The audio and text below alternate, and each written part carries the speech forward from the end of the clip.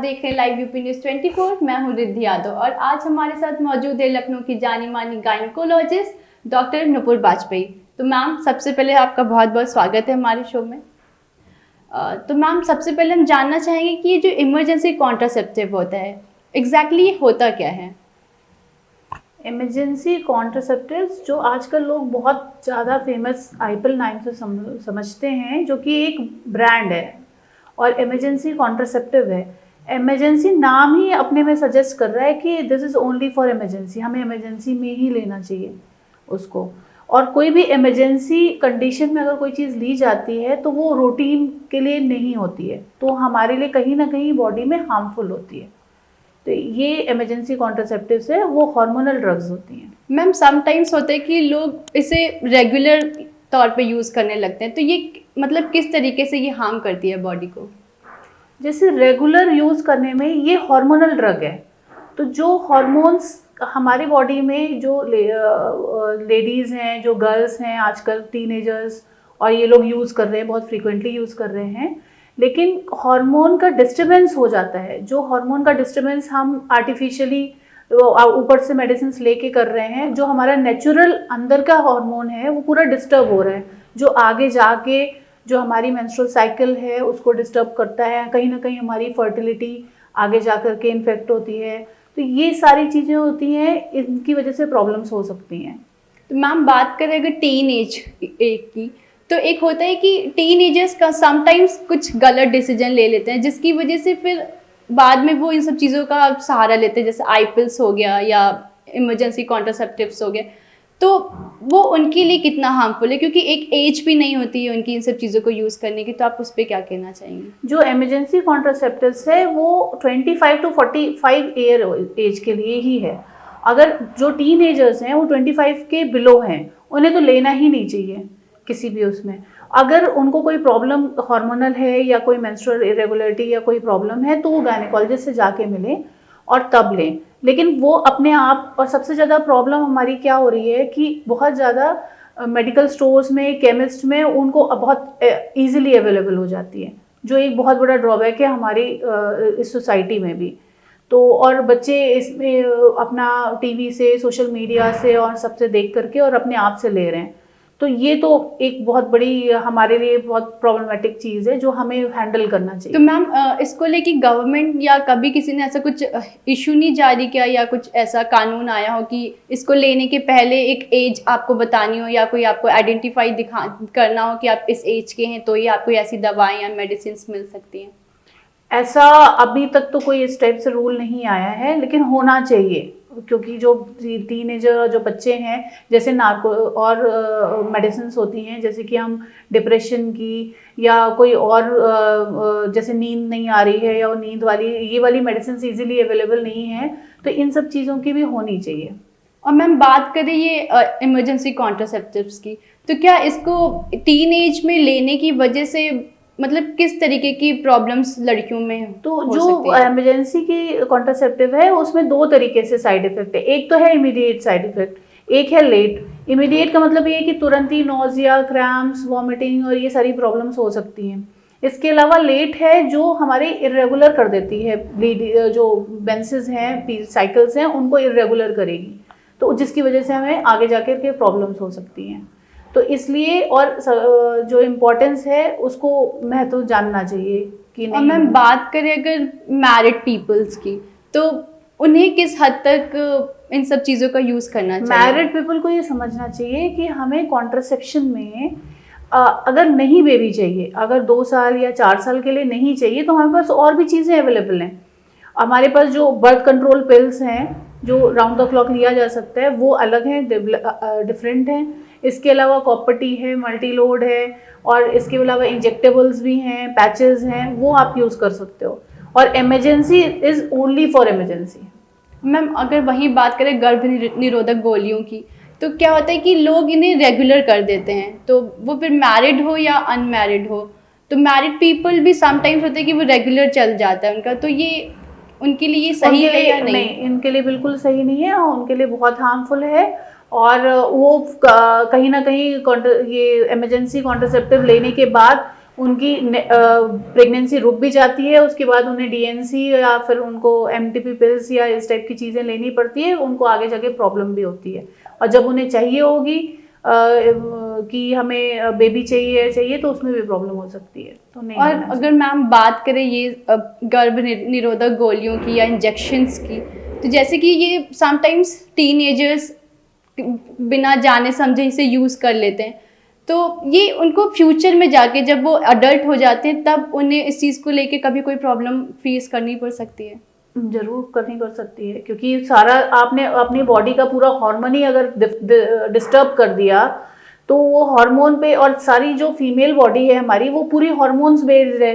जैसे जैसे प्यूबर्टी आती है, टीनेज आती है, तो हार्मोनल चेंजेस होते हैं पूरी बॉडी में, रिप्रोडक्टिव एज ग्रुप में अलग होते हैं। फिर जब मीनोपॉज आता है, जब बंद हो रहे होते हैं मेंसेस, मीनोपॉज कंडीशन होती है, उसमें भी हार्मोनल चेंजेस होते हैं। तो बिल्कुल भी नहीं लेना चाहिए, क्योंकि हमने अपने बॉडी में पूरा का पूरा जो नेचुरल एनवायरनमेंट है वो पूरा खराब कर दिया है, तो प्रॉब्लम तो होगी। और मैम वही बात करें कि बच्चों को पता ही नहीं होता है कि क्या सही है क्या गलत, तो आप इस पे क्या बोलना चाहेंगे कि बिकॉज इंडिया में पेरेंट्स इस चीज़ पे बात करना चाहते ही नहीं है बच्चों से। मोस्ट ऑफ टाइम वो सोचते हैं कि बड़े होंगे बच्चे तो वो खुद ही सीख जाएंगे या दोस्तों से सीख जाएंगे, तो उन्हें किस तरीके से अवेयर होना चाहिए, वो बच्चों को कैसे बताएं, या बच्चे ताकि बच्चे गलत चीज़ों को अडॉप्ट ना करें। हमें सेक्स एजुकेशन को बढ़ावा देना चाहिए, सबसे बड़ा पॉइंट ये है। और हमें जैसे कि स्कूल्स में मेंस्ट्रुअल साइकिल्स और ये सब जो पढ़ाई जाती है, जो हमारे बायोलॉजी जो साइंस साइड के स्टूडेंट्स पढ़ते हैं, तो वो साइंस के स्टूडेंट्स तो समझ जाते हैं क्योंकि वो उनको पढ़ाई उनके सब्जेक्ट में है। लेकिन हमें इस सब्जेक्ट को और हमें सबको बताना चाहिए, जो हमारा आर्ट साइड का स्टूडेंट है, जो और दूसरे डिफरेंट साइड के, उनको भी बताना चाहिए। और गर्ल्स स्कूल में तो होना ही चाहिए, सब में होना चाहिए। ये नहीं है कि गर्ल्स स्कूल, बॉयज़ को भी जानना चाहिए कि क्या है।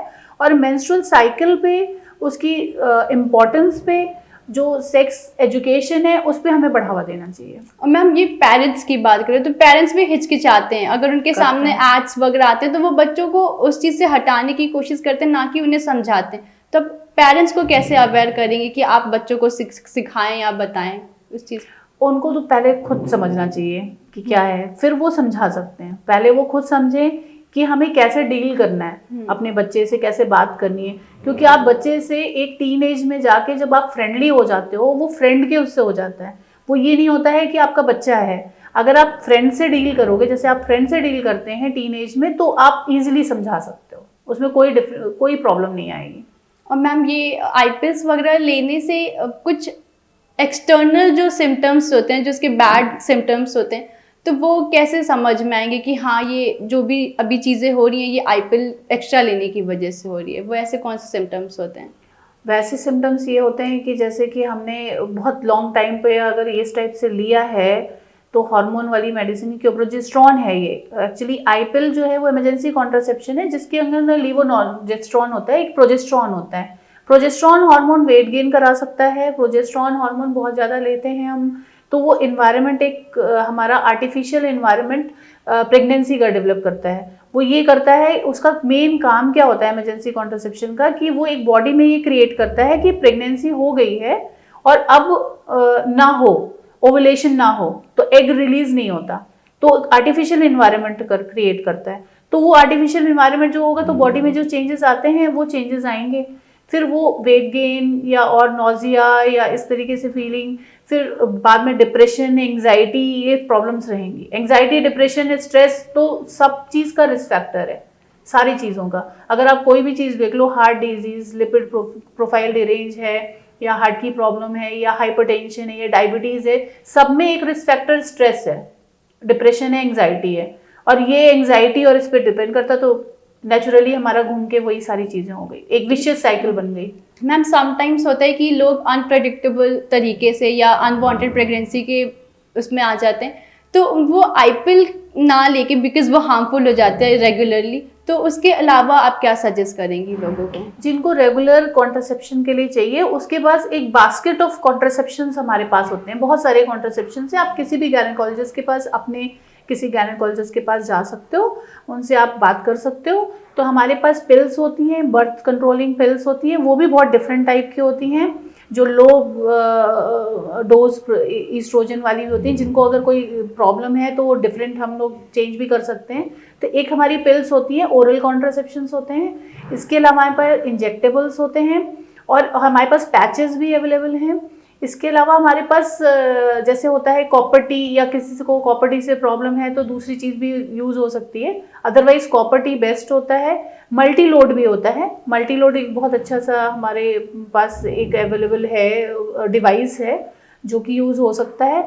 और ये हमारे पास बहुत सारी चीज़ें हैं, और अगर नहीं चाहिए एट ऑल तो स्टरलाइजेशन है। मैम आप डिवाइसेस operation की करा- बात करें तो इनसे इन्फेक्शंस वगैरह होने का डर रहता है। इन्फेक्शन तो आपको हाइजीन मेंटेन करना है। इन्फेक्शन इनसे क्या, इन्फेक्शन तो अगर कुछ ना हो तब भी इन्फेक्शन होता है।